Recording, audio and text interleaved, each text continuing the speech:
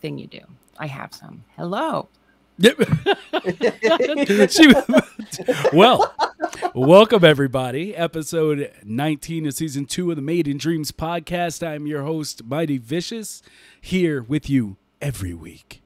That's right. Even when things don't work, I'm here with you. And got my co-host, Jammy James, aka the Emperor, aka the Queen's favorite brew. And following up, we have joining us today, LyzLdy. How you doing, girl? I'm doing all right. I got some clips for you. I got clips galore, and I'm doing all right. I'm doing super all right. Working hard on them clips. I can't stop. On them clips. You can't stop. Won't stop. Yeah. No. So, ladies and gentlemen, I'm still in the process of finding the right coordinates with the Illuminati mystics to get Twitch to stop hating on me, but I think we're good because I'm seeing all greens. So thank you everybody for coming through and at least listening to us while you work in dreams or do whatever you do while you listen to the sultry tones of Mighty Vicious. So let's go ahead and get started. LyzLdy. Yes. Tell me about yourself. With pleasure. LyzLdy. That is indeed, it is Leez. I know sometimes I get Liz, I get lies, which is weird. Like, what does that mean? But Leez, indeed, it is Leez. And I am somebody who just really wants to make a survival simulator and ended up finding a freaking amazing community in the Streamiverse, as I like to call it. And I cannot stop making clips. I cannot stop streaming because I just want to be a part of the community. It's a really beautiful place. So here I am and I keep on keeping on.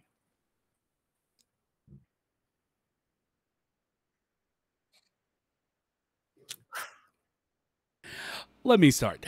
Where did you start? Was it Little Big Planet or like, you know, was it just like the game itself that got you involved and inspired you, or did you start creating there and just kind of like grow with it and then dreams came and you were like, yes, please? Or kind of sorta, definitely yes, please. I did not start with Little Big Planet, and I always have this like irrational like reverence for anyone who did like start with Little Big Planet, like that they have this like god tier status or something because they were the OG media molecule visual coding creator people. But I did not. The first thing I ever did in general was really just like Fallout mods. The Bethesda games, Skyrim and Fallout and stuff. You could make mods for them, and that was sort of my first like specifically game design experience. And then I've been having this story that I've been wanting to tell for a long time. And I saw Elka Gaming, who's making an Avatar game that I'm told that Nickelodeon has approved, which I don't want to spread rumors or anything, but that's what it sounds like. And that does seem to be the case. It does seem to be the case. Okay.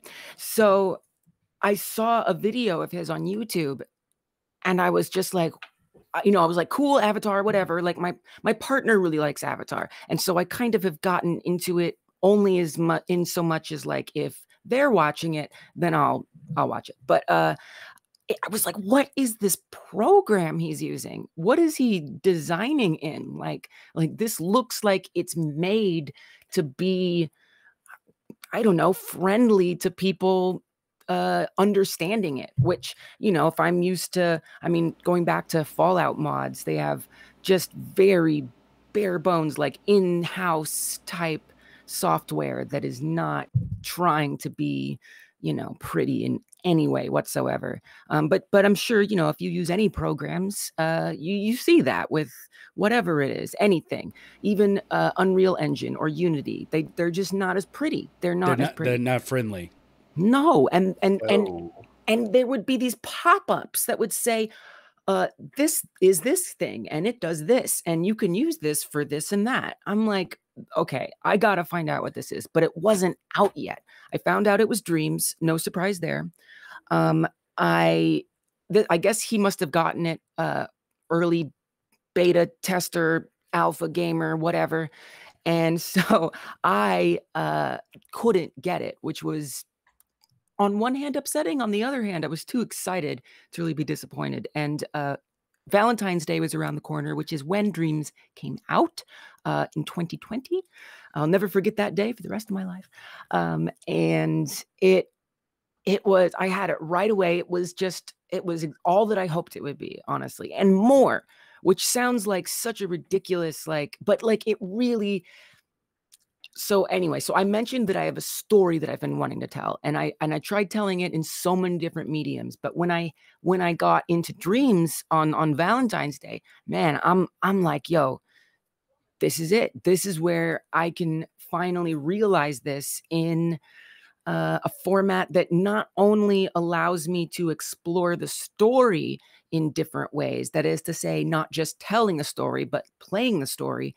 It also gives me access to creating it in a way that, for example, freaking typing on a page never could do. Oh my gosh, typing on a page. I went to, for undergrad, I studied dramatic writing, so screenwriting and playwriting. And in high school, I thought it was my passion or whatever. I also liked filmmaking, but really, I definitely never video game design. I never did any of that. But I decided writing films was going to be the way to go. And man, I got so tired of looking at just a linear page, just a giant white sheet that you scroll infinitely, and you got to type this goes left and right or right to left, as it may be. Just keep it. That's it. Oh my gosh. It's so mind-numbing and so uninspiring. And it was just beating me down year after year. And it continued to do that. I mean, I started undergrad in 2008. And it wasn't until 2020 that I sort of saw a way that I could create. There were mind maps, whatever. There were some, I was playing around in Unreal Engine. There were some, and they have Blueprints, Unreal Engine, which is like a visual coding system. It's somewhat similar, but nothing made me realize what was possible creation-wise until Dreams. I don't know. I've never been much of a visual, I couldn't do pen and paper would be great if I was that kind of artist, but I don't have a steady hand. So that I could see being a great infinite canvas, but Dreams really gave me the opportunity to create freely. So that's my dream story. It's just a place to do what I have always wanted to be able to do, at least within reason. Was it the paper and the column and all the words? Was it that got to you, or was it a feeling of it can go no further than this, or it's going to be so much harder to push past it being just this? Wow. Because I asked that because that's where I reside as a person who writes screenplays and been paid for it officially. So amazing. For that, it's my problem has always been I'm a jack of all trades. So I try to do a bunch of stuff, but filmmaking is what I look to do. And for me, it's hard to write because you write out this story, you can see it, you've spent all this time on it, but the next step of getting it from that page that you've painstakingly taken the white away from to the next step of actually seeing it become something is just a chasm that's really hard. It's really hard. If you don't have the right friends who also like filmmaking, or you don't have any knowledge really in the industry or hookups in the industry, You know, is it that, or was it literally just you got tired of staring at the canvas at its daunting ghost? Well, what is it?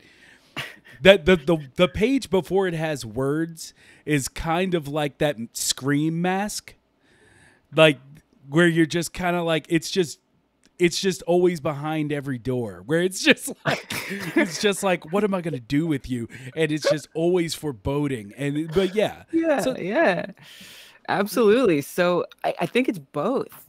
I mean, I want to believe like the artist and romantic in me wants to believe that it's just the white void of pages, but also yeah, the industry, oh my gosh, just absolutely disturbing. I hated it so much. It just crushed any like fantasy, anything that I wanted to project on what it might be like to make movies.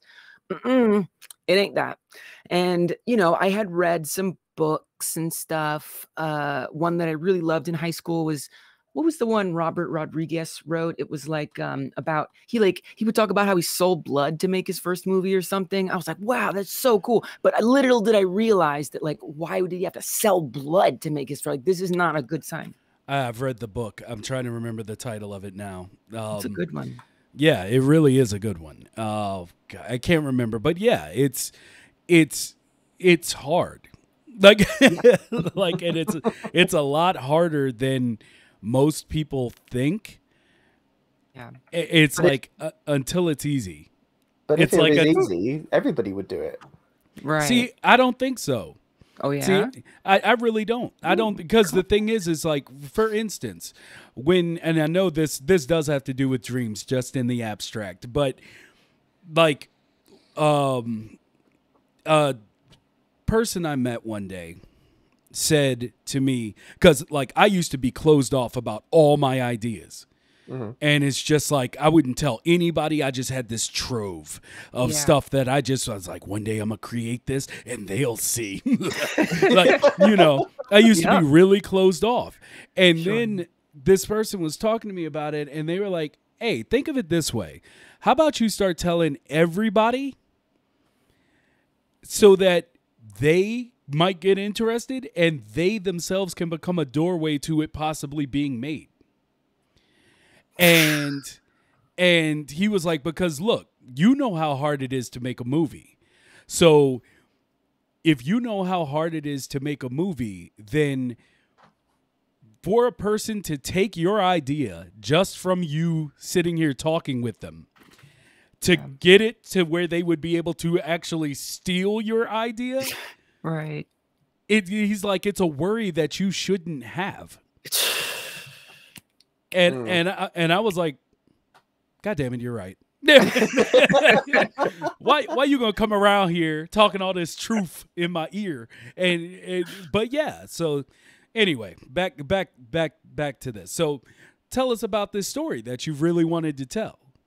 Yes, it is a survival-based story, surviving in the wilderness, as you might guess by the SurvivEscape at the top there. I also totally understand what you're saying and relate to what you're saying. I think it's really hard it's been hard for me to like let go of that idea that people are going to take my idea. And that's where streaming has like really helped me, because I mean, the reason I started streaming was a couple reasons, but a big reason was because I wasn't willing to release it.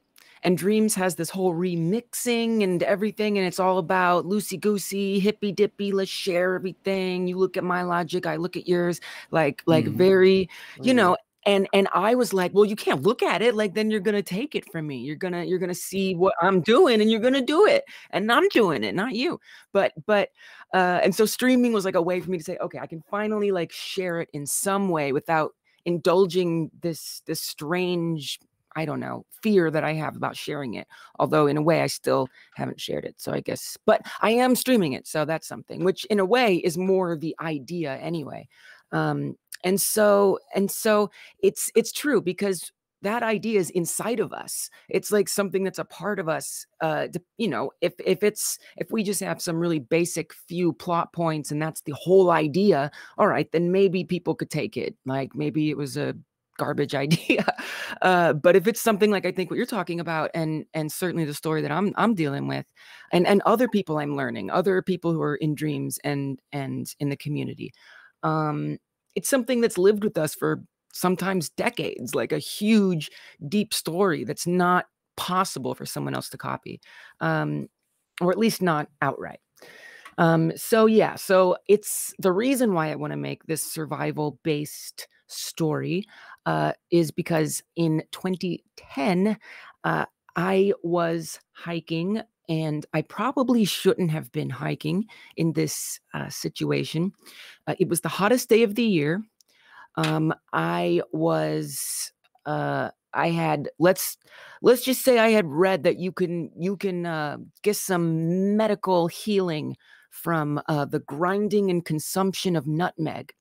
And so I had explored this, and that was my mental state at the time. Whatever you might research or discover or understand as being the effects of simple nutmeg consumed, I was experiencing it. And it was the hottest day, and I was by myself, and I hadn't been hiking. I hadn't been outside at all really for a while because I had been away at college and I was coming back on break and everything. But I did it anyway. I went out there, and there's this like a beautiful creek, as I hear people call it. This creek down there that I remember as a kid. I don't know. It's just what I call it. I don't know what to say. It's a creek. A creek's a creek. Like, it's where you go get crawdads. You go to a creek, you get some crawdads. I don't know.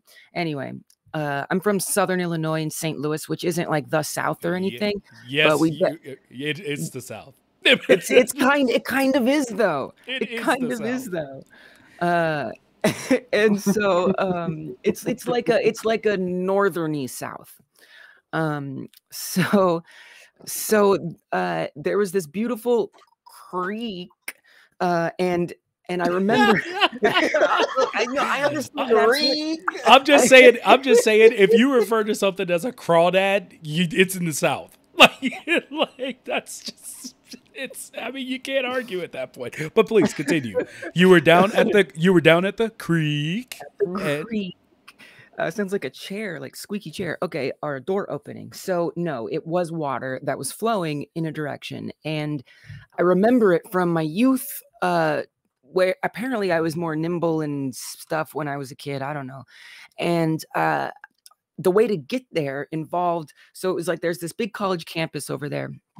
And college campuses often have like so much forest woodland that they just have, and it's just there, and there's nothing there, and so I just go there. And I remember that there's this off the beaten path, of course, again, another red flag. There's just this really like this big hill, like a very big hill, like a ravine basically. And in order to get to this spot, this special spot that I remember with leaves in my imagination, it's like a jungle or something. Like it's this incredible resort, this woodland resort or something. But maybe it wasn't quite that. I later realized that actually that so-called creek is actually a sewage drainage. So yeah, not exactly the most. Anyway, so I wanted to get there regardless of what its source was. I don't care. I wanted to be there. So I started to go down this hill because that's what you do. You just slide down the hill, you know, like Super Mario 64, right? Or any other platformer game. You go on a hill. What do? Your little butt gets stuck out and you go and you're fine, right?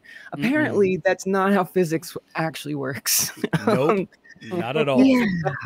Yeah. And like I knew that, but like I never really applied it in that kind of a situation. And so I tried to slide down. I definitely lost control. And so I was just sliding.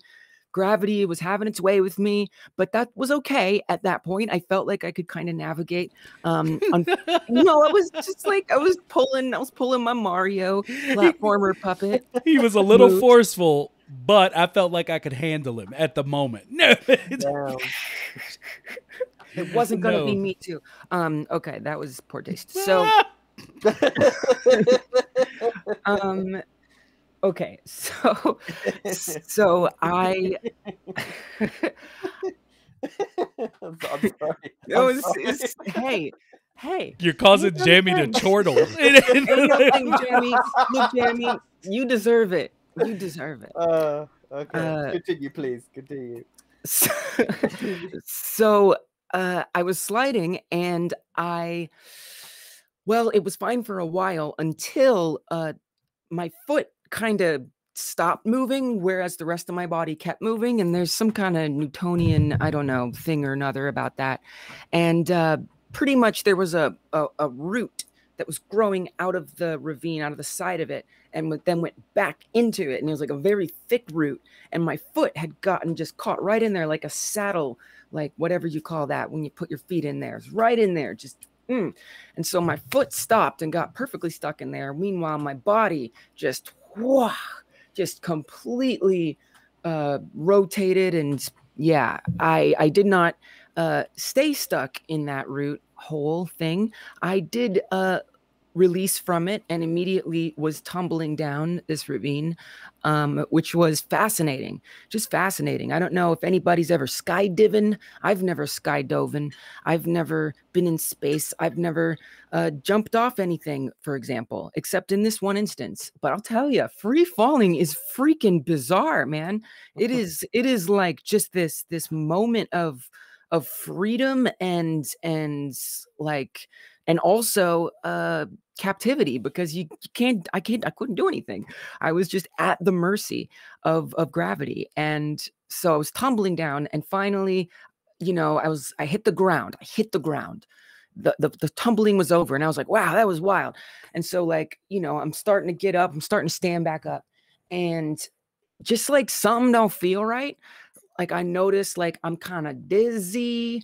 I have this like adrenaline. Like I feel like to be fair, I did grind up and drink some nutmeg powder. So, to be fair, there was that. But I'm pretty sure this wasn't the nutmeg powder. I'm pretty sure it was adrenaline for some reason, just deeply coursing through my veins. And I just like, I don't know, I wanted to run my hand through my hair or something. And I could not move my left arm. It's like, wait, I can't move my arm? This is weird. Like, I can move my other arm. Why can't I move my arm? Like, what is this? Does not compute. My arm can't move. And so I look down, and it's out. It's out. What else can I say? My arm was out. I could just see this like indentation from my collarbone to the whatever you call it. I don't know what you freaking call it. Bicep area region. There was just an indentation right there because the ball socket, it leapt, it jumped ship. And so I didn't know I didn't know what I was seeing. I didn't know what it was. I don't like it here. I'm out. Screw this. You know what? That is what I thought, though. I did think to myself, all right, I just want to be done with this. Okay, hottest day of the year. Drink some nutmeg powder. I haven't been outside in a while. I think I'm just gonna go home. This is really boring. I'm just gonna go home. But I couldn't. But I did try. So I tried. I just grabbed my arm. I just kept like trying to put it back in like this. Like that makes sense, right? Just grab it and swing it in. But it did not help. It did not. Oh yeah, like literally. I mean, I was desperate. Please, just go back inside right now so I can go home. But needless to say, no, it did not go back in. I actually later realized that I was making it much worse by doing this. Just like tearing everything more. Yeah.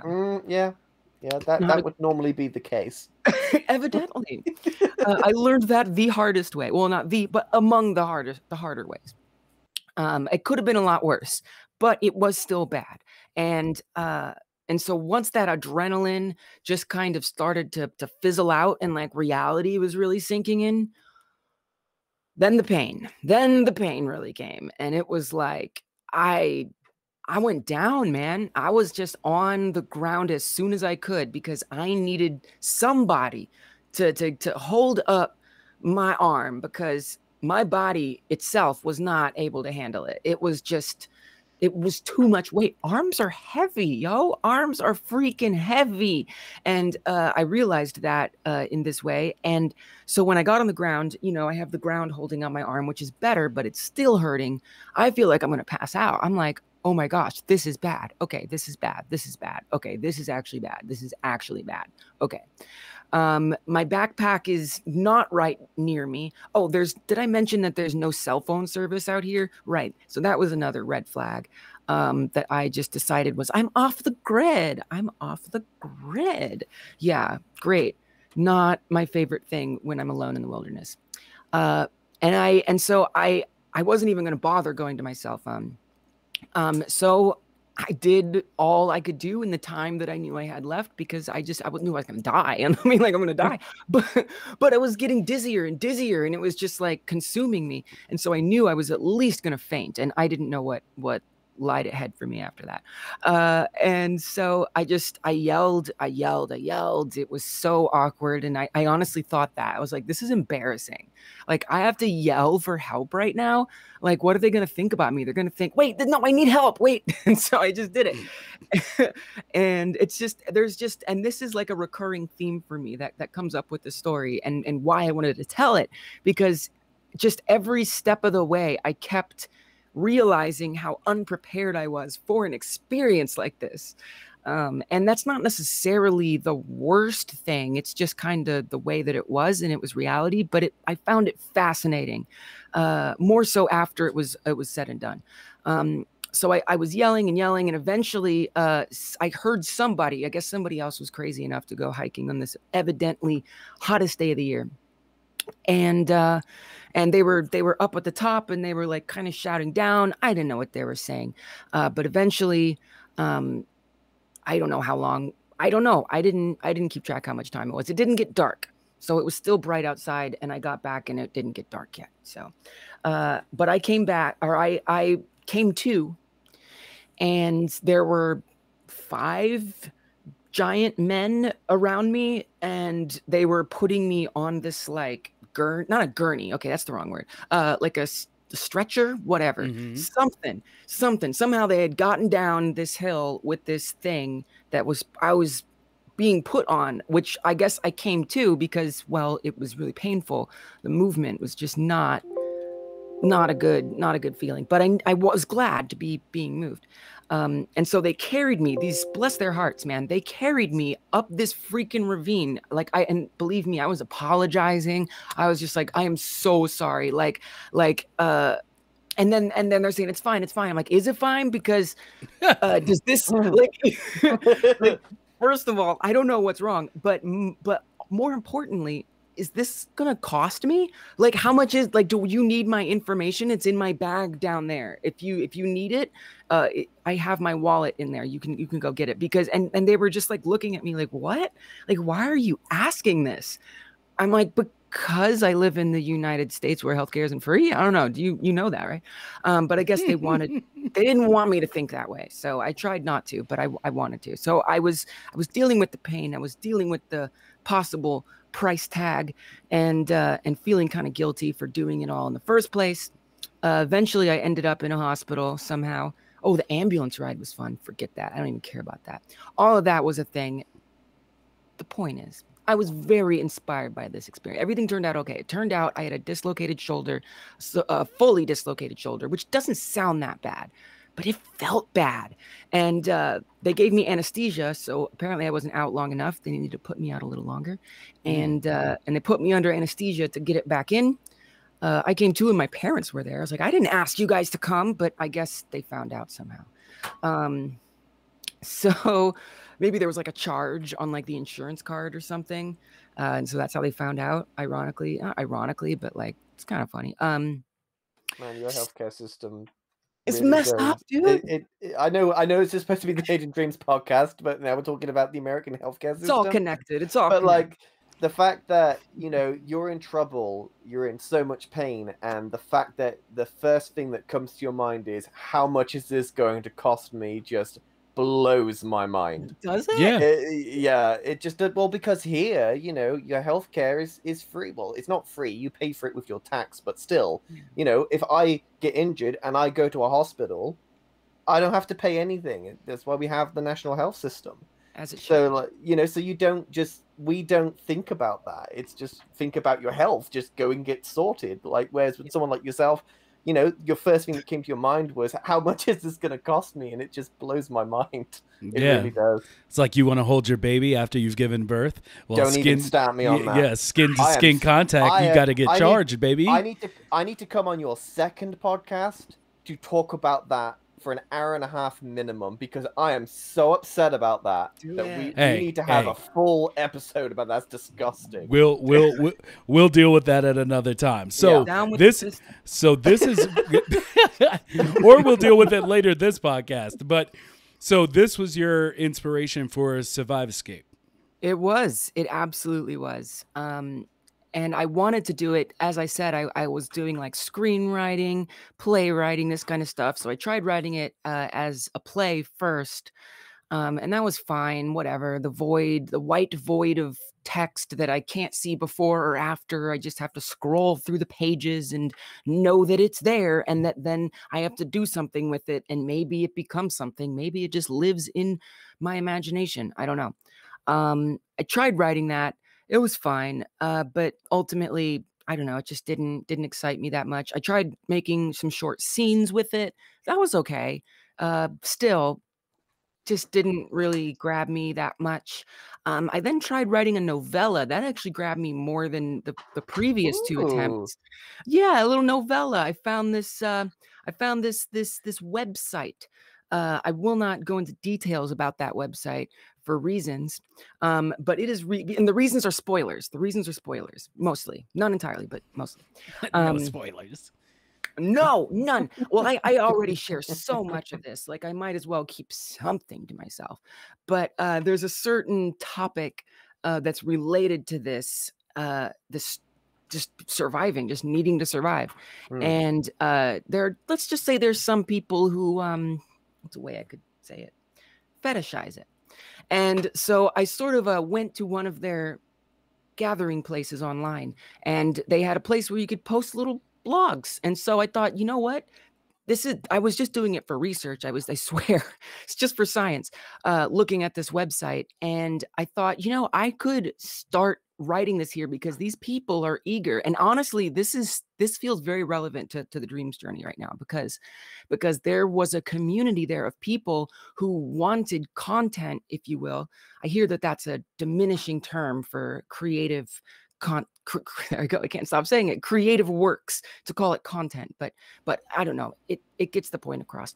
So they were a community of people who were clamoring for content about their special interest, and so I gave it to them, and they liked it. Like, they commented, they came back, they wondered when the next episode was coming out. And so I was getting this feeling that I wanted from writing plays or screenplays, you know, anybody outside of me and my partner wanting to read it. And so it was nice, and it sort of helped me develop the characters and the universe a little bit, but it still wasn't enough, man. It was still a page, it was still a void, which I say void, but that's actually that has been the names of it. Call of the Void has been sort of the general idea, which is like some kind of quote, originally in French, I guess. And there is a way to say it in French, but I don't know how. But it's like, you know, if you're driving or something, and you could like drive into oncoming traffic if you wanted, but you don't do it. But knowing and thinking that you could do it, that's the call of the void. And so I kind of thought of it as, you know, doing these dangerous things, having these dangerous experiences, going out on the hottest day of the year, no cell phone service, out in the wilderness, you know, alone, like this idea of like, which, going back to our terrible Me Too references, kind of asking for it in a way, like asking for the danger. And so that's kind of what I became fascinated with. And so but it was still a void. And I happened to be playing some Fallout at the time, and Fallout New Vegas, Fallout 3 and stuff like that. And they had mods. And I finally got it on computer. I had been playing it on PlayStation. Sorry, PlayStation. I did have to get it on computer. You just weren't delivering the customizable aspect. I'm sorry. It's important. It's like half of the fun of those games. And so I started to make the game that I'm making now in Fallout New Vegas as like a separate like transformation into a separate entity.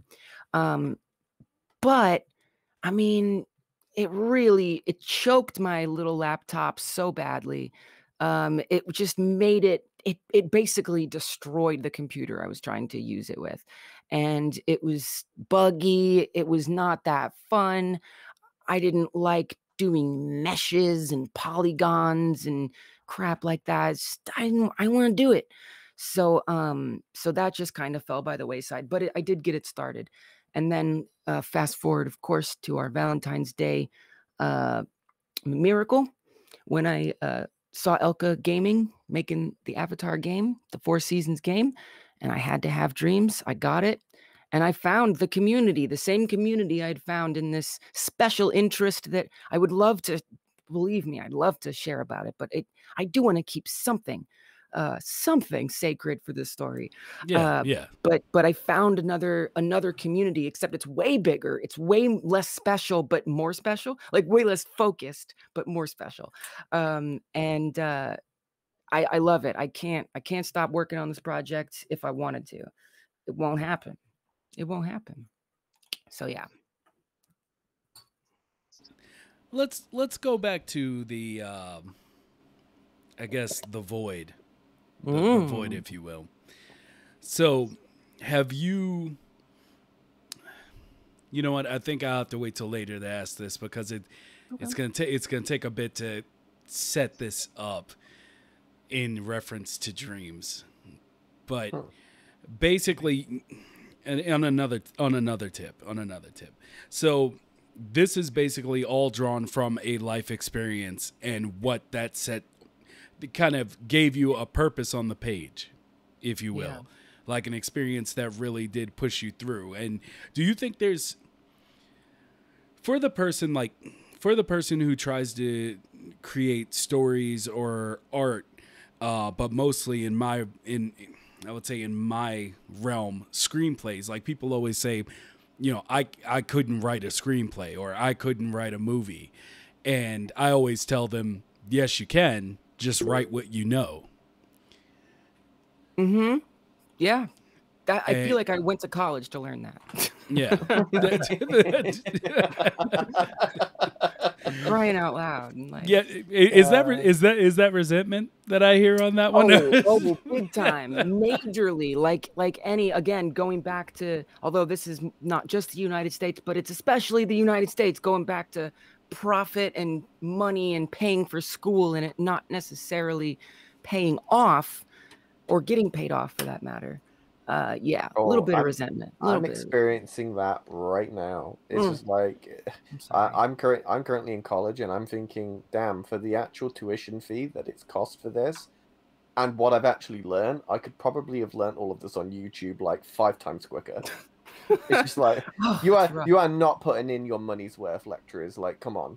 Yeah. Super lazy teaching skills, and if they're watching, I hope they are. You know. So with that, pick up your game. Yeah. With that in mind, let me ask, is it kind of in that same vein how you feel about normal software as opposed to dreams? Because that's how I feel. Where there's the people who would get what, you saw me fighting the gnat or what, Frags? Because there's a gnat that's really trying to destroy my soul over here. And I'm trying not to look like an insane person swinging on my camera. But, yeah, it's that time of year. But basically, there's Yeah, if y'all have seen me, I've done things like I've been like He's blowing at the. I thought he was hot. I thought he was cooling off. I've been blowing at the mic to try to, because he like landed there to talk crap to me, and I was like, dude, really here? And so I swung at that, then I blew on the mic a little bit, looking a little strange, and then I was. I thought you was waving at Mrs. Vicious, but no. She wouldn't. She got caught on stream the other day and was like, that is the last time. And I was like, oh, okay. So anyway, it's a flying crawdad. Oh, but that'd be anyway, so scary. because Milo and I got into this the other day in your chat, actually. Oh, yeah. Where it was like, you know, Dreams is a program that's made for creatives that aren't math whizzes, I believe. Like, yeah. I feel that. The idea of not having to move in polygons per se, and not having to worry about inverted verts and all these other things that you have to deal with, even in like Blender. And I mean, I've looked at a lot of the programs while trying a few of them, always meeting defeat, which I didn't want to accept. So I just, you know, kind of just went into a dark place. But but you know, when you're not willing to accept defeat, it's a good thing and a bad thing sometimes. Sometimes that turns into pride, and then you find out that you have pride about the wrong things. you know, it's a real talk. But yeah, it feels like it's basically the creative engine for people who don't want to go back to college just to have time to learn a program. Wow. Is how I view it. Because people surprise themselves. Like I'm trying to convince people everywhere to try to do Dreams. All of them are like, I don't know. I don't think I can. It's kind of just, it doesn't hit me right. It's like, am I going to be able to do anything? And I'm like, it's $10, which is my plug for Media Molecule. It's $10 right now, guys. If you're in this chat and you don't have it, you need to go get it. So seriously, best $10 you'll ever spend. Ever. Yeah, ever. It pays for itself in dividends. It does. And so I guess with that in mind, how is the adventure going for SurvivEscape? Like, being that you didn't start with Little Big Planet, did you get to a point, or what was the learning curve like for you? You know, I don't know. It's for me, it wasn't that bad. I think I was I was just so excited. I'm very much, and this is what my therapist tells me, so it must be true. I'm somebody who goes all in when I do things. I'm an all in type of person, and so when there's something that I have intrinsic motivation for, forget about it. Like, I hit the ground running and I don't stop. And, if I burn out, whatever, it sucks. I go into the dark place for a little bit, but I come out pretty quick and I get right back to it. And so I was sinking 98% of my time into this, because I was in a not so great place before that. I try not to say dark, because darkness can be beautiful too. But at the same time, you know what I mean? It was a dark place I was in before I found Dreams, really. I mean, I was like playing my 3DS all the time. I was just like in bed, like, the hallmarks of depression, that kind of fun stuff. Not really fun. But it was fine. I was getting into competitive Pokemon battling. That was cool. And then sorting, it gave me something to do. It filled the void, the white void in my heart. The white void. The white void. Specifically. But were you telling your friends about how someone had challenged your power? And they weren't recognizing your Pokemon trainer skills. Were you telling people about that? I was telling them. I wasn't even asking them if they were interested in having a battle. No, I demanded with an exclamation point above my head. Solid Snake style. Gotcha. Gotcha. Well, yeah, sure. Why not? Love that sound. Oh, that sound so evocative. Yeah, so I was playing games. I mean, I was playing games, any of them. I mean, sure, at that moment it was Pokemon, but at another moment it was Hatsune Miku or Fallout or not Metal Gear Solid in that particular time, but there's been times. And so I was just at a time in my life where I had it was a big transition time. My partner and I had moved from the city, New York City, to upstate New York, only like a year or so before the pandemic, which was quite fortunate. And then the reason we came up there, that opportunity fell through. We'll just put it that way. Yeah. And we ended up homeless for a couple weeks. That was exciting. It was terrible. Yeah. And so it was a bad thing, but I was just bouncing back from that. And so I had time. This was before the pandemic was confirmed and everything. I just had time. And so I sunk it into Dreams. And so it didn't feel like a learning curve. I would say it, what I do say when people ask me that is that it's like what I did. And I knew what I wanted. I wanted some kind of first person game where you were out in the wilderness doing stuff. And so I just looked for on Dreams, and Dreams has a nice search. It's not the greatest, but it's good enough. It's no Google. All right. But you can find some interesting stuff out there, some asset adventures, as I like to call them. And I found this first-person shooter template by Heart Factory something, and that's their username, Heart Factory. And it was this first-person, character template, puppet template. And I got it. I stamped it in, which is what you can do in Dreams. You can stamp things into a scene, and people already make stuff, and they have that with Unity and Unreal Engine. Sure, they have their marketplaces with some free stuff. Most of it isn't free. Most of it you got to pay money for. But it's much simpler in Dreams, where you can really just find something somebody made and stamp it right into your project. And so I did that, and I did not understand how it was working. I don't know. I did not get it. It was a mess. I cannot say that it was neatly organized logic, which is what they call the visual coding in Dreams logic, which makes sense. That works. It's very vague and perfectly specific at the same time.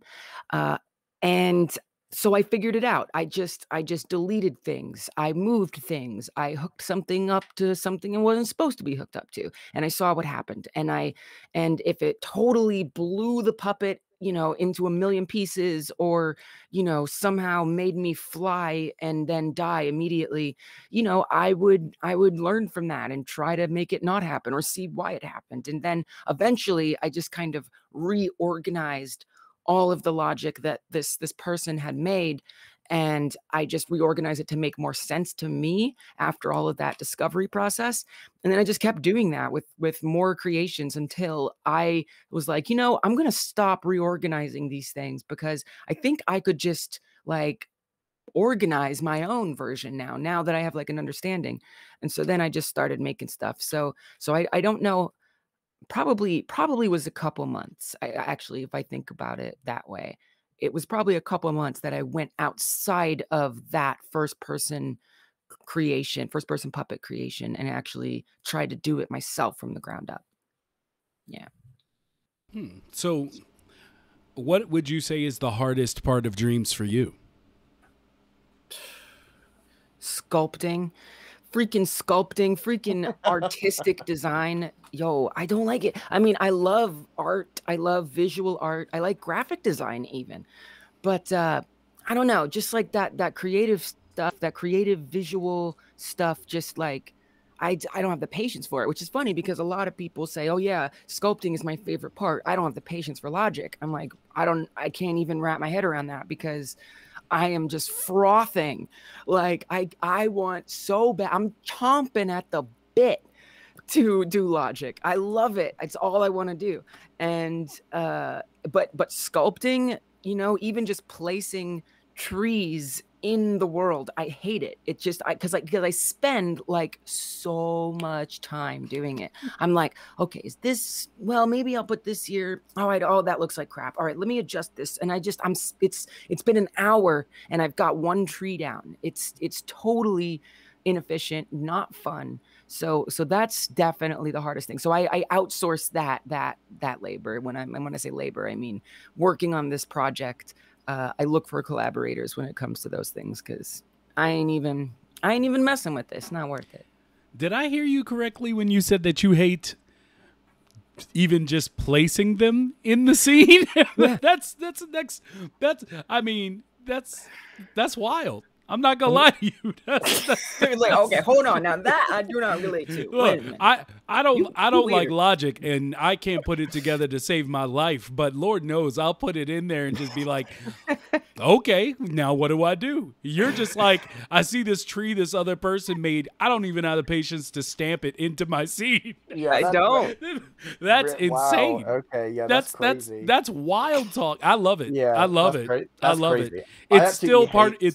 It's still in brand. It's still in brand with LyzLdy. I love it. I love it. Like, I absolutely hate sculpting, and I'm just absolutely terrible at it. So I just don't even bother trying, because the Dreamiverse just has so much in it. Right. You know, whatever you're looking for, 95% of the time you're going to find it, unless it's something super specific, like, you know, a particular character that you want for something, or, you know, if they have some type of special weapon or whatever it may be. But, you know, if you're just looking for generic stuff, the majority of the time you are going to find it. And I just think, well, why should I waste 6 hours attempting to make this tree when there is 1 million trees in Dreams that I can just drag and drop into my scene? It just makes no sense to me at all to actually sit there and sculpt something that 50,000 users has already done. It's already there. Variations. But the fact that you hate even just stamping that is crazy. I do hate it. I do hate it because there's so much, and maybe this is just the way I think about these things, and maybe it's from all these years of the white void and having to imagine the no, but like that's what it feels like, you know, like if you're ever in a Word document, you know what I'm saying, and you're looking at this one page, maybe it's page 45, I don't know, it doesn't matter, it's a page, but you know there are 44 pages before it and who knows how many pages after it, and you can't see them, you can't see the context. And so I was just forced constantly to think and you know, there's in life you still have to do that, I get it, but like it was just a very extreme to me version of having to imagine what the rest of the context is like all the time. And so I think I just have this fixation on it to the point where if I'm placing one tree, I'm like, okay, but how is this fit into everything else? Like I don't know, with logic somehow that's more clear to me. I don't know. I can just label it more. I can make it something that I'll know to come back to later and how to hook it up later. Whereas just a tree being there, it's like now I have to have like a bigger like vision or something. And I like we are the opposite. We are absolutely the opposite in that sense. Wow. Because I'm basically the other way, where it's like, okay, I'm going to put together this image. I got this image. I got the story. Now, how do I make it work? Logic. Crap. See, that's another thing I hate is logic. Oh, I just don't have the time. It's just, I wish people would like share more logic in the Dreamiverse. Because that would make life so much easier. I feel like people do. I feel like that's the thing that they share, but whether or not you understand it enough to use it is a whole other... Yeah, you see, I think you've hit the nail on the head there. Yeah, because I've pulled up many a logic like pieces and just been like, okay, let's get going.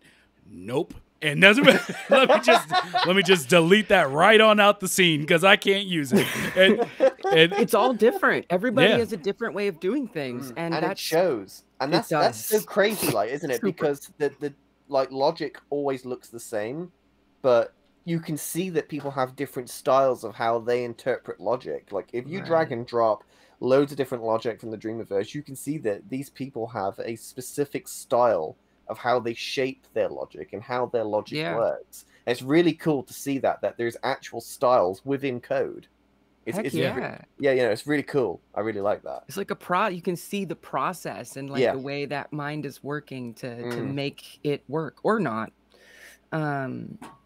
Yeah, oh man, so much. I do still relate to what you guys are saying so much. As terms of things being user friendly, which is kind of what I think about when you say that, you know, there's stuff out there, but it's like, you know, brain melts looking at it. And you know, I think it would be super cool if there was a you know, like more recognition for logicians, whether it be, and I say logicians, people who do logic and dreams, because I think we could incentivize, not just you, not just me, but we could incentivize people who are doing logic to make it more comprehensible. If there were more logic specific jams in the community, or maybe even, dare I say, an impy award that goes to logic, even for specifically user friendliness, like most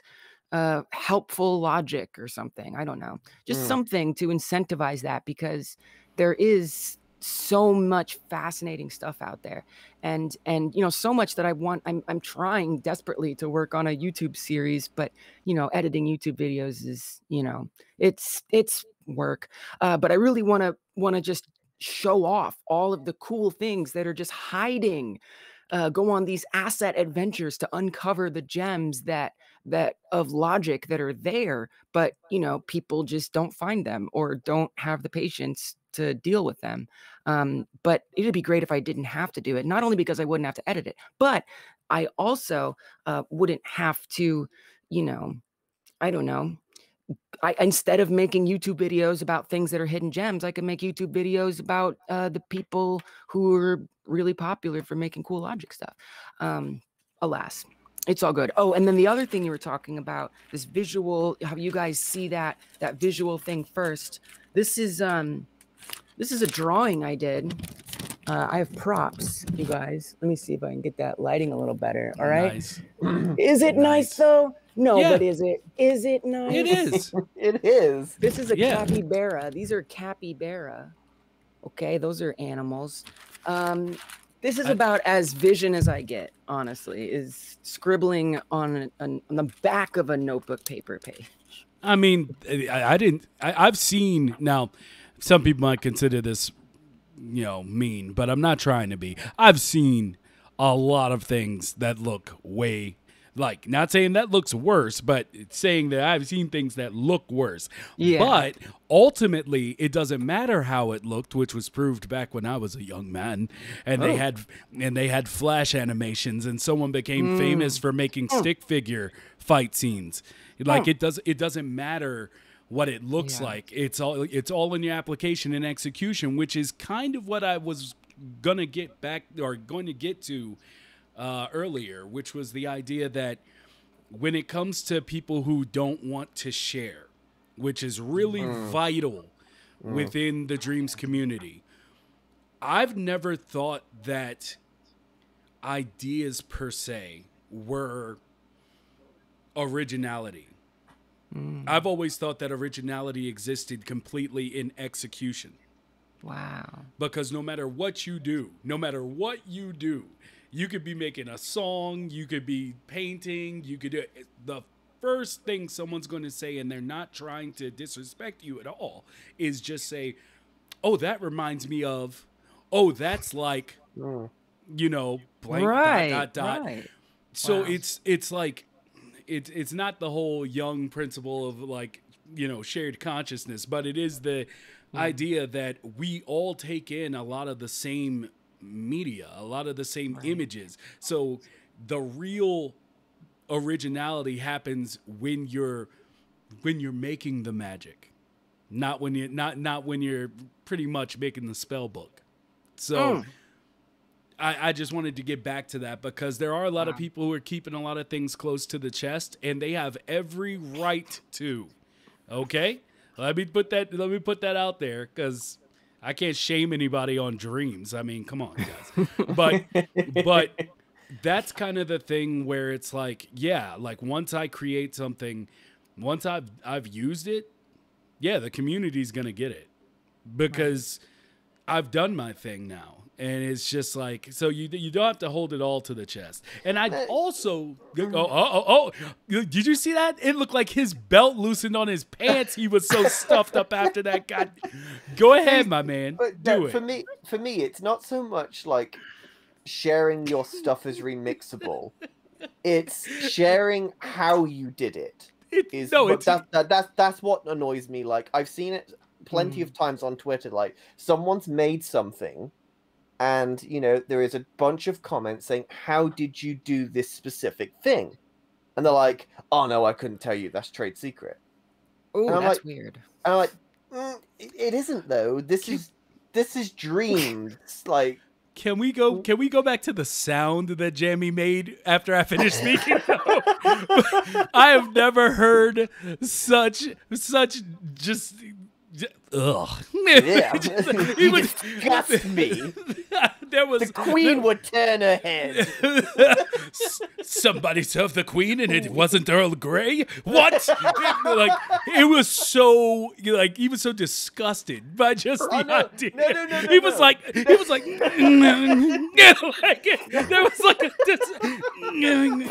I was like, oh God. No, what it was is I was thinking of this specific person, and I'm not going to mention names, obviously, but this specific person on Twitter, and this person just really, really annoyed me because there was just so many comments, and what this person did was very unique. Like the style of what they created and how the logic incorporated with that style was super unique. And even I was like, wow, how did they manage to do that? Yeah, like, that's really clever. And like, all the comments on this post, like every single comment was, how have you done this? How have you done this? Please share with us how you've done this. And like the person was like, no, I'm not telling you. And like, then Jammy came in the comments like, oh, he was just so disgusted. He was just so disgusted. He could taste how foul it felt. I was disgusted because I was like, they're not asking for you to share your IP that you've made. Then they're not asking you to share the character. They're asking you to share how you physically made it. And I feel that's a very important part of dreams. The tutorials only get you so far. People come up with these ideas of doing things, you know, ways of creating that's unique to them because everybody has a different mind and thinks of things differently. And people share that, and that helps everybody to learn and grow as creators. And if you're trying to put a cap on that, I have to question, are you even a creator? Because, you know, yeah, I do. They're a capitalist. Yeah, basically. Yeah, because like the whole point is to create and share. Like, you know, that's the whole thing. And if you're literally blocking off all of that from people when it literally has no downfall to you whatsoever to share that technique, it's just wrong. Yeah. No. I'm sorry, I have a real bad thing with it. Like, we heard, bro. I really wanted to reach out to this person and like really go into detail, but I thought, you know, it's only going to bite me if I do. So I'm just going to leave it be and just talk about it on the podcast. Let me tell you why the Queen is disappointed in you. Let me tell you now. You have failed Britain. You have failed this city, and so. Yeah, I mean, I definitely agree with you. I mean, I definitely do. Like when it comes to assets, I have no problem with people being like, "Wait, that's my asset. I'll show you how I made it, but you can't have my asset. Like that's mine. Totally I'm doing that." But when it comes to technique, then someone saying like, "No, I don't want to share that." That just kind of goes to me. To me, let me start with to me, and I put it on this gnat that's still not dead, trying to I don't know what he's trying to do around here. But like when it comes to technique, I feel like no, I shouldn't say that. Never mind. Let me censor myself. Let me just, because I feel like dreams might not be the place for you. Let me. Yeah. This is the first time on this show I've ever said that dreams wasn't for someone in any way, shape, or capacity. So I feel dirty saying it. But I feel like if you're so protective that you have to just be the best at a technique, not even letting it speak, like just using it and letting it speak for itself and then giving to the community, I feel like, I mean, it's the motto of dreams isn't play, create, hoard. Like it's just, Play, create, shield. It's mine. It's mine. Like it just. Yeah. No, it I would actually tend to agree with you on that. Like, you know, if you are so protective about something within dreams in regards to technique, not to, you know, IP, I totally get that. Then yeah, I would say move to a conventional engine then, and keep it all for yourself, and try and make some money off of it if that's what you're trying to do. It's true. That's, you know, that's not what dreams is for. You know, we're all in it together. We're one big community. We help each other out, and we're all here just to inspire our creativity. If you're trying to find a niche that you can block off from people, take that to Unreal and try and do something with it there. I'm not interested. Get out of here. You go. Get over to Unreal. Get up. Get Arca in chat said, ask KFC for their secret recipe then. And I can tell you what their secret recipe is. It's crack and caked up sadness. That's their recipe. Okay? So if you ever need to go ahead and just get that squared away, I got you, buddy. I got you. Caked up sadness and despair. Okay? That's what that is. But yeah, on to other things other than throwing all the shade at KFC and people hoarding their techniques. So I guess this is, other than sculpting, because I want to get, where do I get crack? I have plenty of sadness. Oh no. Oh dear. You're gonna have to deal with that on a local level. On a local level. On a local level, it's my PR speak for the moment. It's just, you're gonna have to talk with the local store and see if they can work that out. Okay. I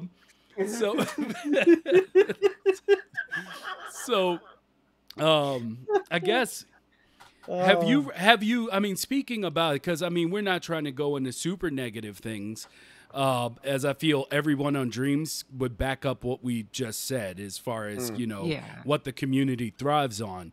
Yeah. But like, is there something that you yourself have run into though, that not that Dreams is bad, but is there something that you really want that Dreams currently does not have? Like, what's something that you would necessarily be like, yo, if this was in the next update, whether large or small, I would, this would benefit my purposes. Like, Yeah.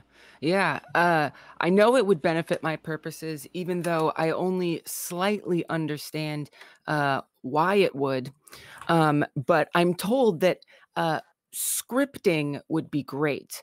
My understanding is that will just allow for more like complex logic design, and that's about as far as I can do in explaining what it does. So that's not me, I guess, but I'm told that would help. Two other things. Okay. I would love to be able to see what the heck is going on behind the scenes. Like they have on their Trello, because they're really cool about that. They got their things they're working on up there on the interwebs. Very cool. They have something on there about being able to tweak wires, or being able to look and see what wires that are connecting gadgets together, how much of a signal are they carrying? Where is it going, or something? That would be so helpful, because there's a lot of stuff. Sometimes I run into bugs that I just have to say, okay, there's nothing I can do, because something is happening behind the scenes of this,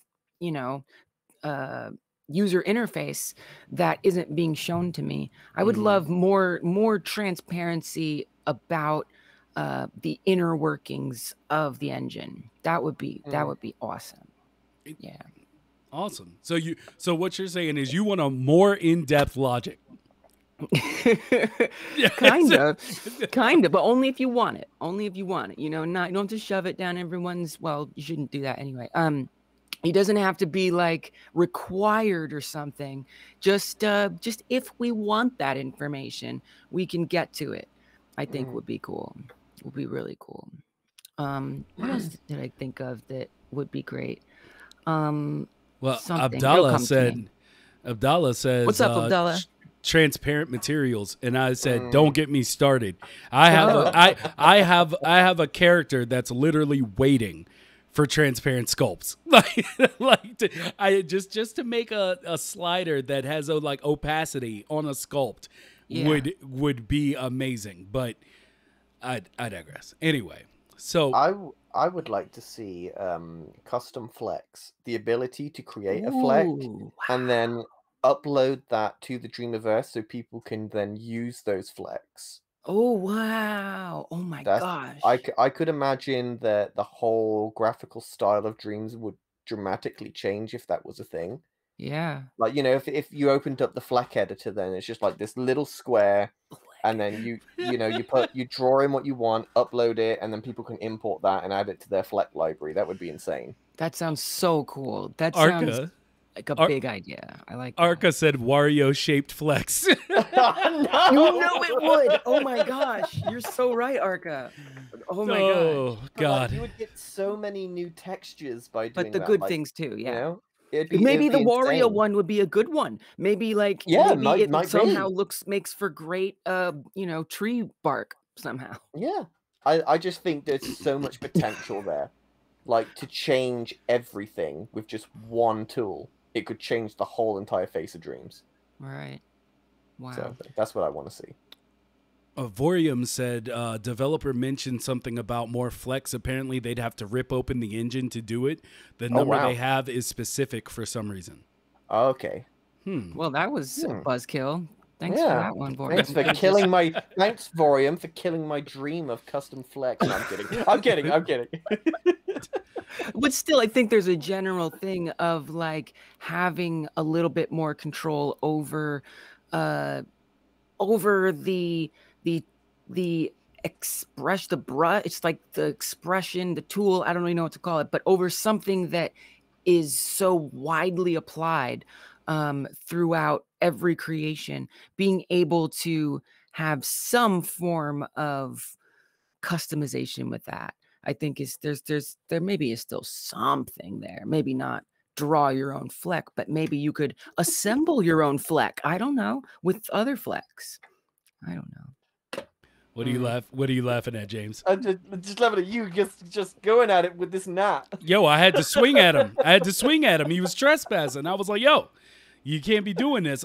When you ever have that thing where you see a bug and you're like, now you see one, and then for the rest of the day you feel like one's on you. Does anybody else have that? Creepy crawlies. Yeah. Creepy crawlies and crawdaddies.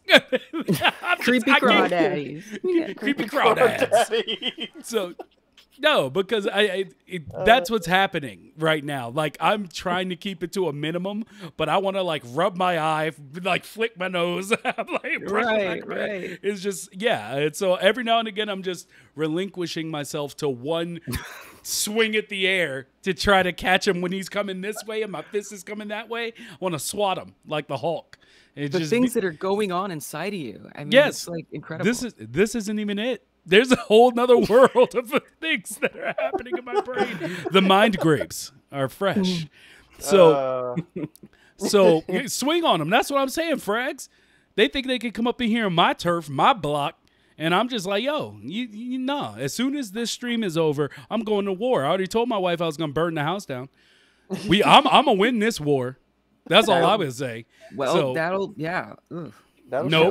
Nope, but it really won't, because it'll play like one of those comedies where you burn the house down and then like I'm sitting on the grass looking at all my belongings burn, and then right by your eye line, and it's just so yeah. Oh my god. So so how many projects are you working on currently? Well, a few. I would say I'm sure others can relate to having more projects than can ever be completed in general as a creative. Yes. But like literally things that are outstanding, dreams-based collections of ideas that go into one thing that will probably actually happen within the next couple months or more. I would say, let's see, there's the survival simulator, of course. I have to say it out. It's the only way I can count them. Survival simulator. I'm trying to put together like games, like asset adventure games, like games that I put together from stuff that I find out there in the Dreamiverse, just hidden gems, make a game out of it. And I got one out, but it was kind of a cop out because it's pretty much just like this one piece of game logic that I just decorated. But for the second one that I've been working on, I'm actually trying to like make a creative game out of it, and man, an original game out of it. And it is just, it's a lot of work. I always think I can do it quicker than it actually takes to do it. But so there's that. And then there's one of those, that's two. Then there's also this really cool community project thing that has sort of blossomed out of the chat, really, of my live stream audience. Just people who wanted to make something together, be able to have a place where, you know, when we're on the show, when we're live or off the show, that we can put our own side projects together and branch them off and come up with our own ideas and stuff, but like be together. It's not quite VR chat, but you know, it's something. It's some kind of home, but that's a little strong of a word. But anyway, so there's that. That's something that I really want to continue working on, and some really great assets have already come out of that, and mini games, and so I'm working on a mini game for that. So that's 3. Let's call that 3.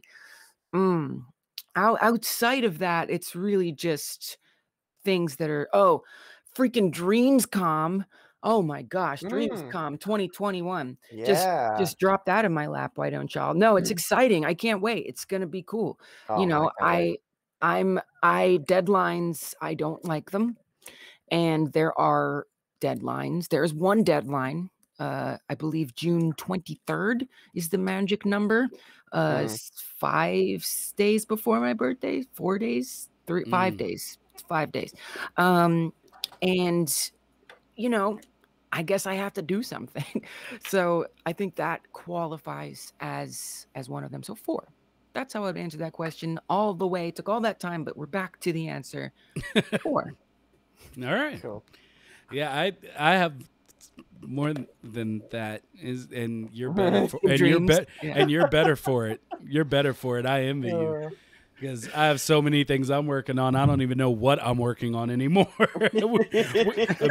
Another dreamer that I converse with very every now and again, but less than we'd both like.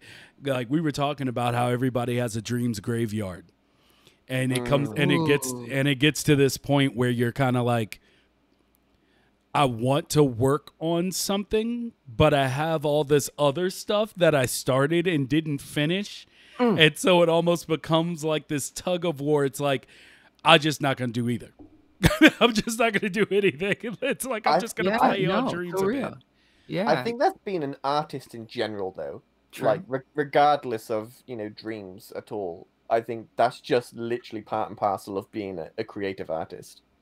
And something great that's different about dreams, going back to, you know, not holding things close to the chest. I mean, this is just dawning on me as so obvious now. Perhaps, you know, those graveyard projects that I definitely also have, maybe I should just put them out there, and it's in art and creative stuff. It definitely happens. And then I guess what is unique about dreams is maybe we can just let it loose in an environment where people might actually do something with it and take it somewhere that we didn't have the capacity to. I'm going to do that. I think I'm going to do that. I think I'm going to drop some of those things. They're just sitting there in the MM servers somewhere in, you know, the Queen's land. I don't know where, but somewhere. I want to get it in a way that people can actually get to it, because right now, you know, they're just private, all that stuff. Because my fear is that if I release it, everyone will know that I never finish anything. You know, they'll know that I don't have you know, I don't organize my logic because it wasn't finished. I was still working on it, but I didn't finish it. I didn't organize it. And so my fear is that not that people are going to take my ideas per se, but they're going to see some embarrassing side of me, like me having to yell for help when I was injured and my arm was literally outside of my body in a way. I felt embarrassed, like, oh my gosh, I can't believe I have to do this. But I probably don't have to feel embarrassed, but I do it anyway. So I don't want to. I want to let that stuff out of here. I want to let that stuff out. Yeah. I'm not done with it yet though. Like my thing is I have a bunch of projects, but then I have one big project that takes all of my time. Right. And so it's like, but if we get to that point, then yeah, it's going to be like, okay, well then I'll just go ahead and put this out into the world and we'll see what happens. But I haven't given up hope that I'll be able to pull it off yet. Right. No, don't do that with that. Don't do it with that. With any of those 18 projects. Well, with 18, but the 17, only 17 of them do it with. Yeah. So, yeah. Oh, go ahead. You sound like you needed something. You want to get something off chest. I need it. No, in regards to that, that's another vector of shame and fear that I have regarding it. Like I have this big project, a survival simulator that I'm working on. And if I release these graveyard things, these little things, you know, how does that reflect on that bigger project? And, you know, is it like a, you know, some kind of premature thing, and they're like, oh, this person sucks, or like, oh wow, this person isn't even finishing that. I don't know, but I would definitely never release the survival simulator early. Heck no, because it's not the experience that I want people to have. Like, and I think that that's with a lot of game development. I see those quotes, I hear those talks, GDC conference talks about, you know, you release a game and the players play it in a way you did not mean for them to play it.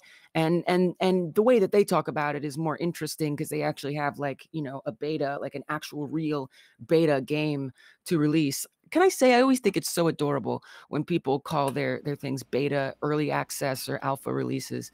But, you know, it's cool. Let's redefine them.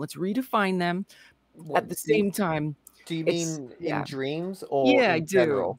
In dreams, and I guess in general, but especially in dreams. It's like not a beta, but hey, it's kind of corporate language anyway. So like, why should we stick to it? But and you taught me that, Mighty, a little bit with what was it we were talking about? Corporate the corpos, something.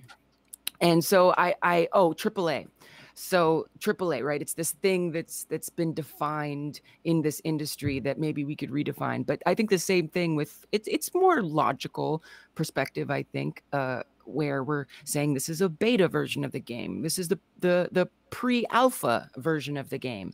And it just kind of is cute to me when I see people naming, like, literally a scene, a trailer or something where you know, it's just, you're just walking around and you see the like test room and the test objects and you can pick it up and put, it's like, this isn't a beta, you guys. I love it. And it's what I love about Dreams, honestly.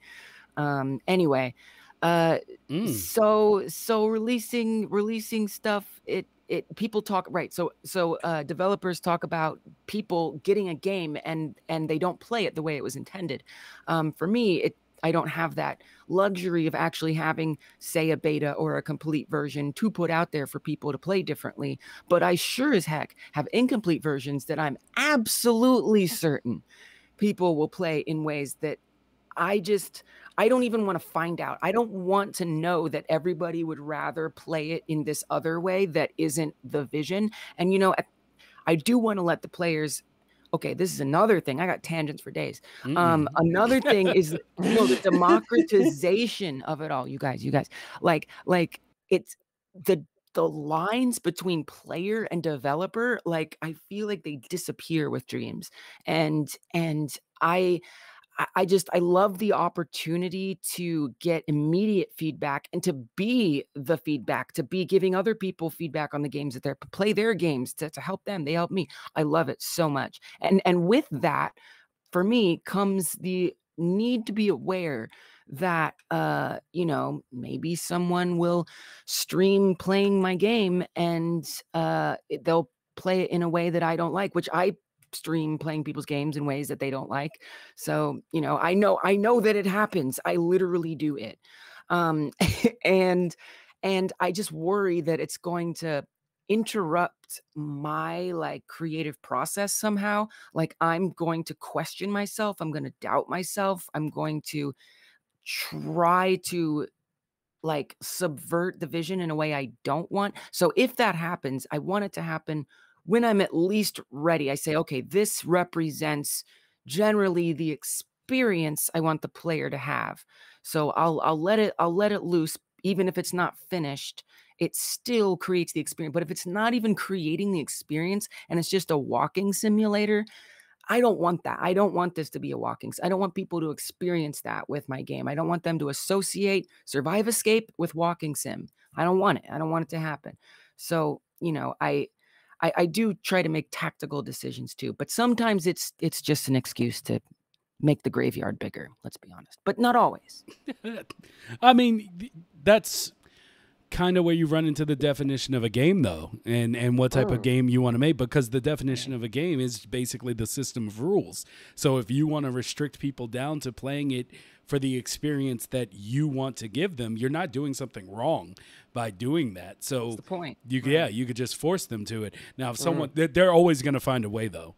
Like, that's kind of where you got to, that's like, they're going to find some way. They're going to go off the map. They're going to, you know, find an exploit. I mean, if it's in, you know, the biggest games that are out there, then obviously I'm not going to be able to squash them all. I can try, but I think there's some fun in that. I would love to see how people can break the game. I'm fine with them breaking the game. I would rather not, see it desecrated in a way that I would rather it at least generally be difficult to desecrate it in. Maybe you could try really hard to do it and you could end up doing that. But I would love to have some at least illusion of control over it. At least an illusion. I can understand that. All right. Well, we have reached the hour-and-a-half mark, ladies and gentlemen. So this is where we usually ask our guest, do you wish to continue? I wish to continue? Or continue? Game over. If you literally are asking me on the stream to continue the stream, I mean, yeah, it's kind of a obviously a loaded question. I feel like it's not. We've talked, we've had fun, we've laughed together. We got to hear Jammy's imperialism start from his like gut and come out of his throat with the things. So, like, you know, I'm just asking because we always have guests, but we always like. We kind of just start and then we go until, you know, you never know. Sometimes the guest just wants to be like, I've done enough. Like, you know, so I'm giving Well, I'm giving you the Thank option to let us know without it being like, you know, you start to wander off, or, you know, you're just like, right, this is well, this is like being around the this is like being trapped in the ravine again. Like, like, you know, I'm just saying, anyway, okay, I'll just keep going then. I'll just keep going. Never mind. Yeah, please do. I'm here. I'm not trying to put any pressure on anybody. So Gotcha. I guess the next thing that I would go into then would be, if you could call someone out, who would it be? No, I'm just playing. Nautical Squad. Well, Oh no, Nautical. I'm kidding, He's been I'm showing kidding. nothing but love. kidding. Nothing I but love love. you, Nautical. You know I love you. So no, is your survival game, SurvivEscape? Is that your opus? Is that the thing that at the end of Dreams you want that to be like the thing everyone remembers you by, or is that in itself just a gear up to something you are kind of striving for, or a project? Yeah. I mean, I think I'm willing to settle with it being an opus, and then if there's more, that would be great. That would be fantastic. Like I want to at least have like a foundation of excellence. like something that I can say, okay, I put this much work into this. You can get this much out of it. You can get X amount of hours out of it, or whatever. And I want to be able to say that, and then also work on. You know what I'm gonna do? Here's what I'm gonna do. I'm gonna release SurvivEscape. I'm gonna like take a long freaking break, and I'm just gonna make a bunch of freaking garbage little tiny games that don't matter, and I'm gonna have a great time, because I know that will speak to my capacity. I think that's just, I mean, that's a whole deep thing for me. I was 7 years old. My parents were like, there's something not right with this kid. And they took me to a psychiatrist, a child psychiatrist, psychologist. I got one of those fancy diagnoses, and it was ADHD. That's the one I got. And so it basically means I procrastinate things infinitely unless I really don't want to. And so therefore, there are just so many things that I have unfinished, like everybody does. But it's almost like in this deep ego level where like I really would be great if I could represent myself with something I've achieved. That would be awesome. Besides myself, I guess. Yeah. And so having that foundation, I would just feel like, okay, like now I can feel, my ego can feel satisfied. I can prove that I'm competent, or at least defend something that I'm willing to associate myself with. And now will that actually manifest that way? I don't know. Who knows? Probably I'll get there and still have that same feeling and nothing will change. And I'll start something else that takes forever and I torment myself over. Who knows? But that's the idea anyway. All right. I mean, I kind of want people to, I guess my end goal is I want to show, it's all a matter of proof for me. Mm-hmm. Like, because basically going back to the film thing with like not having those connections and things like that, but people don't understand, and why I say like being a creative is the hardest thing to do. Like, period. Because people don't understand that just, not just like, teaching. Like, if you're a teacher, as long as you're willing to move, there's a job for you. Like, you might be able to get it local, but you can go where they need a teacher and do it. And that goes for just about every profession except being a creative. Wow. And so when you go through a life of that and you start to get older like me, people start bringing into question whether or not you should do it, but they make it sound like as if you haven't done it yet. Bastards. So, yeah, I mean, it's just a natural reaction. I don't hold it against anybody, but you know, somebody will be, yeah, I don't really care at all. I don't really care at all. But you know, they'll be like, "Why don't you just make a movie?"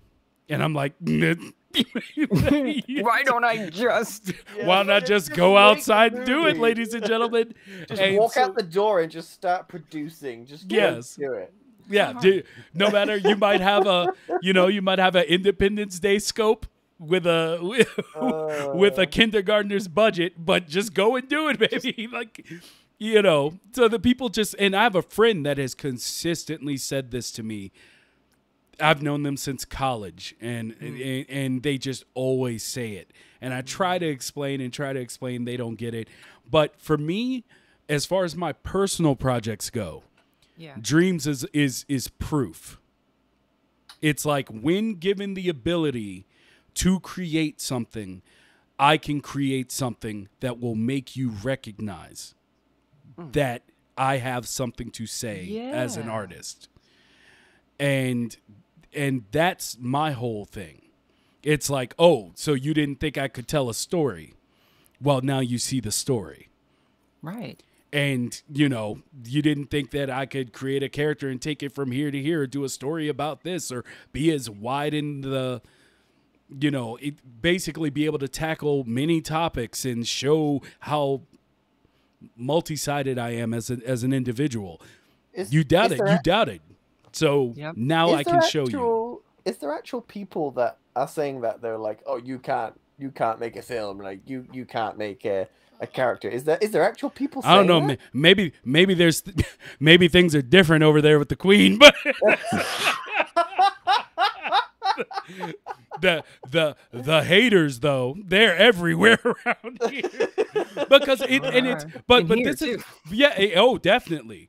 But you know, but that's why I say they don't necessarily mean anything by it. Some of them, some are just haters. Others are like, I see your potential. Do you think you could put that energy somewhere else? Like where it will more immediately show for you. Kind of like, you know, if your parents are unsupportive, and if there's anybody here that has parents that are unsupportive, that don't, you know, recognize what you're trying to do, therefore they can't really see the road for you. Like it falls into the same thing. Like, you kind of just have to push through, because it doesn't have to be some stranger that's sitting there hating. You can get hate everywhere. Like, even from your friends. They just don't realize they're doing it. They know not what they do. Yeah. So, you know, not everybody's just swinging out of the trees. You suck! And just, like, you'll never amount to anything! And like, it's you know, it's I'm not saying I they're can just imagine them swinging from the trees. You'll never amount to anything. You get a downvote, and you get a downvote, and you get a downvote. Your dad told you that C in language was going to be useless. And it's just like, you know, it's just, that's the thing. Like, you know, and then on top of that, you can't help that stuff does stick into your brain. Yeah. And then your brain starts telling you that stuff. And, you know, and this is, you know, I've had an art teacher yell at me, like literally lose his mind and go ape on me, because I refused to bend to what he considered to be art. Ugh. And by the end of the year, he literally sat me down. There was actually, that teacher just lost his mind. There was another teacher who threatened to fight me. And I was like, I respect you because you're willing to do this. What kind of teachers do you have? Wow. Okay. Are you a martial artist? Like, well, yes, but but also it's just, when you're dealing with people when you're dealing with artists, even just artists, not even the people from the outside, everybody has their thing. Like, they have what they consider to be art, what they put stock in, what they see as a waste of time. And instead of, and this is why, like, I've talked about before, but if you're not, I believe that if you're a creative, you should go to trade school. not college. Ooh, nice. And the reason I say this is because in trade school, you may still have teachers that have styles, but they're more about developing your skills so that you can put them to better use in your art. Right. Whereas in art school, in college, in like, it's more about they're trying to mold you into a specific thing. And so what was going on with these teachers was the molding process. And I, like the name, I will not be molded. You either have something to teach me or you don't. And if you don't, I'm going to say so. Like, not being a cocky a-hole. Just be like, you know, if you're like, ugh, I don't like the way you did those eyes. Be more realistic. It's like, how about you just teach me how to draw an eye, and leave me alone. You know. And so there's that thing. But you know, all it came down to is they expect you to, you know, look up to them like you are God. Like, teach me your ways so that I can be successful. And if you go back against that, and if you're just like, no, just tell me what I need to know and then cultivate my talents, you know, not make me an offshoot of yours. And at the end of the year, anyway, this teacher was like, you are, and I'm sorry if there are any children here, but there is a mature tag on my on my Twitch. Shit, for a reason. Yikes. Bitch, hell, damn. That felt good. I like that. Yeah, it should. I forgot to tell you, like, we don't have rules.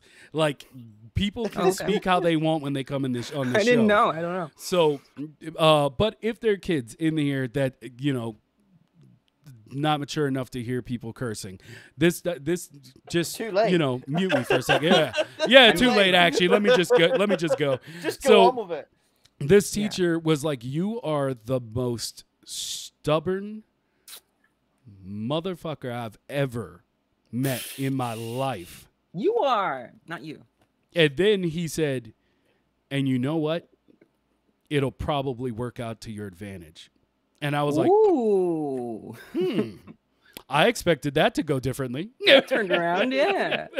Yeah, and it's just like, but so that's what Dreams is to me. It's a way for me. Dude, I don't have high-powered friends. I don't have friends with money. I don't have connections where I could be like, you know, you ever seen that movie where there's a really big actor in it and you're like, how the hell did they get this actor in that movie? Like, I can't pull any of that off, okay? Yeah. Because somebody owed a favor, somebody knew somebody. That's how it happened. So for me, it's like, now the control is in my hands. And even if it takes me the entire 10-year plan of Dreams to make it happen, I do have the tools to make it happen. I might not have the greatest characters. I might not have the best animation. You have great characters. You have great freaking characters. I'm all right. Look. Let me sit at the table with this humble pie, okay? Just let me sit here for a second. No, because I always tell people, like, when I speak, it sounds like I'm speaking in absolutes, and it's not because I think what I say is absolute. It just, I care so much about it that it scares people when I talk about things I care about. Because people are like, why do you care this much? No, I see that for you. No, I totally see that for you. That's why the name's Mighty Vicious, because no matter what, I'm super passionate and it scares people. It just does. I think it's beautiful. Well, thank you. I feel like if I had like the Care Bear, I might be saying something that's way too old for some of you. But if I had like a Care Bear emblem, I would stare right now. I would stare right now into the screen and be like, Care Bear, stare. And it'd be like a heart onto the screen, real life graphics. Anyway, so yeah, I would make you all feel. I would make you all feel so hard right now. You have to feel now. Oh, you have no choice to feel. That's not consensual feeling. Yeah, so look, all I'm saying when it really comes down to it is that's my purpose in Dreams. It's a constant proof to people and myself that I can do it. And anything that comes after that, cool. Like if I can take if I can take one of those creations and it does open up a door for me somewhere else where I could transition it maybe into the I guess the medium that I originally intended some of my stories for, I'm all about that. But if I have to make the series on Dreams, I'm fine with that too. Because money's never been important to me. I just want to create. If y'all have seen the other podcast, I had a whole spill about this like 2 weeks ago, where it's just like, it's just kind of hard because, as a creative, and I'm sure all of you know, it's hard to work in a world that doesn't work in conjunction with your very being. Like, most people care about capitalism. You are seen as contributing to society or to have worth like by how someone else can monetize your talents. And to a person who doesn't care about monetization, that just doesn't work for me. It, as a matter of fact, it disheartens me to in the creative process, because I'm like, look, I don't want to be famous. Like, I don't care if I have a mansion at the end of my days, or like that doesn't. All I want to do is create. It would be nice though. I mean, tons of stuff would be nice. I'd be just as happy if I had a box in the woods and everybody left me the hell alone when I wanted. I don't want a box in the providing woods. there was Wi-Fi. Box in the woods. Yeah. Of course, you need that Starlink. I mean, give me that mansion. I'm just saying, like, I've never been. I'll take it. I'm not saying no to the man. I'm not saying fuck you. I don't want your mansion. I'm a creative. If there's somebody out here, I don't know who that just goes around pulling mansions out of their bags, handing out mansions for like, bruh. I got this really good deal. How about you take this mansion for free? Get it? just here. Certainly ain't nobody pulling no bootstraps to get there. Oh boy, that's a myth if I ever heard it. Okay, so this is it. This is it now. This is the last time I'm gonna do it. Here we go. So, Liz, what do you do on Wednesdays at 3? Because I can tell you got a lot to say at the same time as this podcast, but on Wednesdays. Ooh. Wednesday, I do not stream yet on Wednesdays. I have therapy. My therapist. Shout out to Daniel. What's up, my boy? Daniel. 4:30. I have a therapy, so I could be hanging out before that.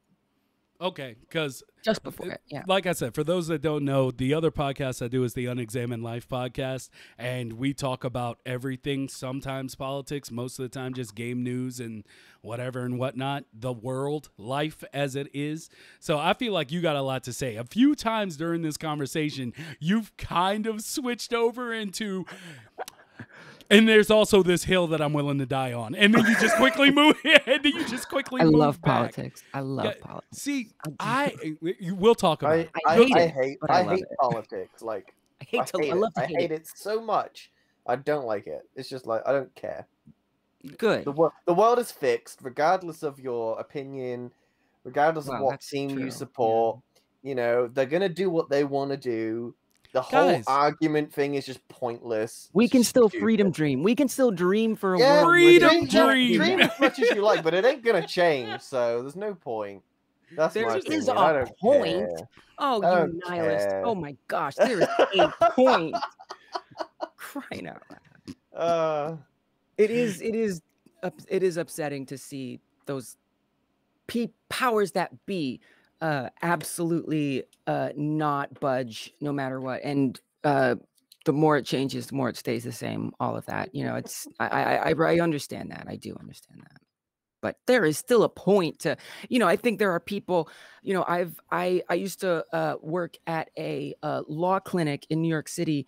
And by law clinic, to me that sounds perfectly fine. But when I say that, people are like law clinic. What are you talking about? It's like a health clinic, except for legal stuff. If you need to get a lawyer and you happen to fit certain criteria, that is to say, you're like not, the most wealthy, privileged, connected person, then we give you some free help. And so that was something I did for a long time, not a long time, but a few years, which for me is a long time. And And, no, we didn't, and we did activism too there. They also would like stage like a protest or something, or have a march through one of the boroughs or one of the sub boroughs or something. And, we wouldn't get, Barack Obama to do something different, to, decide to stop the Keystone pipeline or whatnot. But,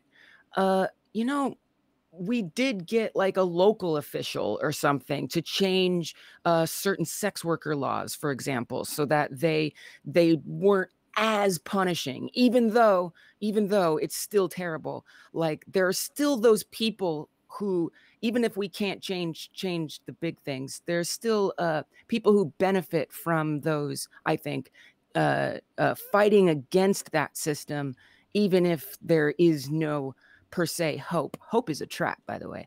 If there is no per se hope at totally fixing it, at least there can be some kind of help for those that are affected by the choices that those powers are making. You need to be on the other podcasts. I was trying to stop when Jammy was talking. I was like, oh boy, we're about to go into the other realm. But I think it's important. I don't think it's that different from Dreams. I mean, maybe I'm just making an excuse, but to me, it's to not connect social justice to everything is like socially unjust, is like not justice. Like, I mean, it's just connected to everything. Everything affects it, and it's important. And I always say this on my stream, on my live show, where I don't even think I mentioned it. I stream dreams, I make dreams, and I stream myself doing it, and people hang out. It's cool. But I often say that if you got mental health stuff going on, I still put that social justice opportunity out there. I'm like, look, or that's more social work, I guess, but it's all the same. If you're having a bad day, if you're going through it, like you can talk, let's talk about it. Like, if you want to, this isn't a corporate, we're not developing for some corporate structure or something. We're just doing it for ourselves. And in a corporate situation, what, you're going to go to HR? Like, how is that? Probably not great. And maybe it's fine, but are you really going to totally open up? I don't know. But if we have this opportunity, like we do with Dreams, to not be in that corporate structure, and again, it has community. Where Unreal Engine, sure, there's marketplace. I know that's there, but other programs might not have any kind of community at all. Dreams is actively promoting it, and it's an idea. Scratch, MIT's Scratch program has remixing, and that preceded Dreams, and Dreams sort of built on that and took that to the next level. So there's places for it, but nothing as polished as Dreams, as far as I'm concerned. Nothing as polished and accessible as Dreams. And we have a community. It fosters community, and it's a social network, kind of. And a platform and a creation tool. It's all of these things. So anyway, so I do think they're interlinked, because there are so many social components to it that it's still relevant to talk about. Maybe not specifically, law clinics in New York City, but perhaps day-to-day things. Yeah. No, I definitely see where you're coming from on that. But I would say there is something to it, specifically because, like I said, the motto of Dreams itself is what people want, at least polls-wise, is what people say they want in the real world as well. And, whether or not that's going to change, Captain Negative Jammy, we just there's still is it's a point. Okay to be vulnerable. You can share your feelings. It's okay, Jammy. Don't let Mighty repress. Hey. I tease. No, I tease. I mean, I do and I don't. Hey. No, I'm just saying. Yeah, definitely. No shame. There's a reason to have the discussion. Is all I'm saying. Even if the discussion is whether or not the discussion should be. So, true. So with that, I guess the lesson to take away, and I'm going to give you a chance, Leez, to this Nat. Did y'all see him? He tried to punch me right in the face. He tried. That Okay. gnat is an ancestor. It's trying to tell you something. Well, he about to tell me what the death tastes like. I'm about to beat the... Anyway, look. Let's just put it this way. Yeah. Leez, it has been a pleasure. It's been fun. Oh, likewise. It's been real fun. I can't wait.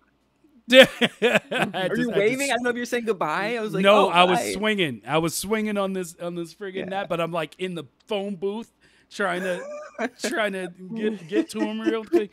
But yeah, it has been a pleasure. I can't wait to have you back as well as on the other show.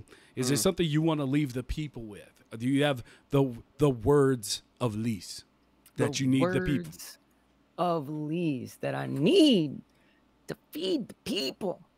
I just want to thank y'all. I want to thank y'all for finding dreams, for finding community in dreams, for allowing yourself to share things that you might not otherwise share, to explore ideas you might not otherwise explore. Thank you, and please keep on doing what y'all are doing, because it enables others to do the same, and that's pretty powerful. So please keep doing what y'all are doing. Keep dreaming. All right. Well, that was so powerful that the screen went out. Y'all see that? Y'all see the power of a strong woman? Y'all see took that? Over Twitch. Yeah, that's incredible. Twitch was like, wait, she's saying something important, but she's not playing Fortnite, so we got to take her out. We got to drop her. We can't have these getting out. No, Fortnite only. But yes, definitely. And Jammy, did you have anything to drop off with us before you go? Maybe that nothing matters, life is pointless. Oh, stop maybe. it. No.